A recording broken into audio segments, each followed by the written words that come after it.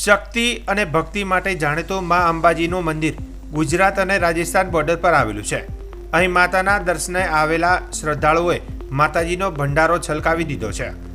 દિવાળીના તહેવારો તેમજ દેવ દિવાળી બાદ મોટા પ્રમાણમાં ભાવિ ભક્તો મોટી સંખ્યામાં અંબાજી માતાના દર્શને ઉમટ્યા હતા.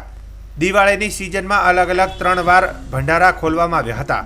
સીસીટીવીની નજરમાં 70થી વધુ લોકો ભંડારા ગણતરીમાં જોડાયા હતા. આ ભંડારાની ગણતરી કરતા મંદિરોને કરોડો રૂપિયાનું દાન મળ્યું છે. દિવાળી બાદના પ્રથમ ભંડારાની પ્રથમ ગણતરીની વાત કરીએ તો 64 લાખની આવક થઈ છે. બીજા ભંડારાની બીજી ગણતરીમાં 52 લાખની આવક થઈ છે. ત્રીજા ભંડારાની ગણતરીમાં દિવસે અંદાજે 45 થી 50 લાખ થઈ છે. આવક કુલ રૂપિયા 1.65 કરોડની રોકડ આવક સાથે સોના ચાંદીનું દાન આપવામાં આવ્યું હતું. આ સિવાયના દિવસોમાં ભંડારાની આવક ઓછી હોય છે.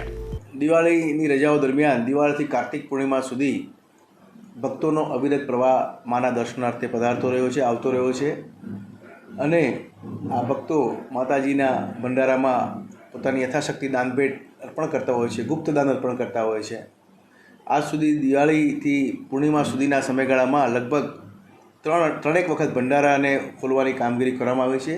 રૂટિનમાં પણ અમે દર મંગળવારે સાપ્તાહિક અઠવાડિયામાં એકવાર ભંડાર ગણતરીનો કાર્યક્રમ રાખીએ છીએ. સીસીટીવી કેમેરાના અંડર ઓબ્ઝર્વેશન્સ કાર્ડના બરાબર ચેકિંગ સાથે આ વખતે દિવાળીથી આજ દિન સુધી જે 3 વખત ભંડાર ગણતરી કરી લગભગ એમાં એકંદરે